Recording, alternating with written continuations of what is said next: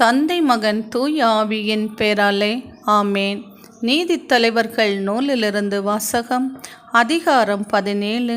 இறை வார்த்தைகள் 2. மீகா தன் தாயிடம், உம்மிடம் இருந்து 1100 வெள்ளிக்காசுகள் திருடப்பட்டதை பற்றி என் காதுபட சபித்து கூறினீரா? இதோ அந்த வெள்ளிக்காசுகள் என்னிடமே உள்ளன, அவற்றை எடுத்தவன் நான் தான் என்றார். அப்பொழுது அவர் தாய், என் மகனே, ஆண்டவர் உனக்கு ஆசி வழங்குவாராக என்றார். இது ஆண்டவர் வழங்கும் அருள்வாக்கு. இறைவா, உமக்கு நன்றி.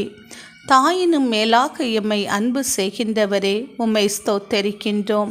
விண்மீன்களைப் போன்று ஒளி வீசி கொண்டிருக்கின்றவரே, உம்மை ஸ்தோத்தரிக்கின்றோம். மன்னிக்க கற்றுத்தந்த தெய்வமே, உம்மை ஸ்தோத்தரிக்கின்றோம். அறுவடையோ மிகுதி, வேலையாட்களோ குறைவு என்று சொன்னவரே, உம்மை ஸ்தோத்தரிக்கின்றோம்.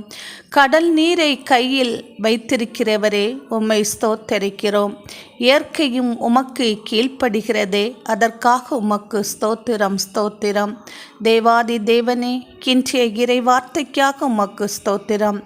ஆண்டவரே, இன்றைய இறை வார்த்தையில் நாங்கள் வாசிக்க கேட்டது போல பெற்றோராகிய ஒவ்வொருவரும் தங்களுடைய பிள்ளைகளுக்கு எதிராக ஏதாவது சாப மொழிகள் இட்டிருந்தாலும் அவற்றை நீர் தகர்த்தெறிந்து, ஏசப்பா, அந்த சாபத்தை எல்லாம் நீர் ஆசி மொழியாக மாற்றுவீராக.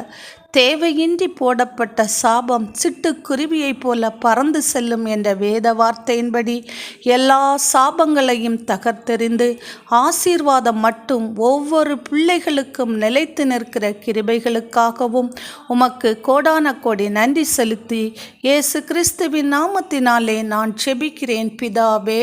ஆமேன்.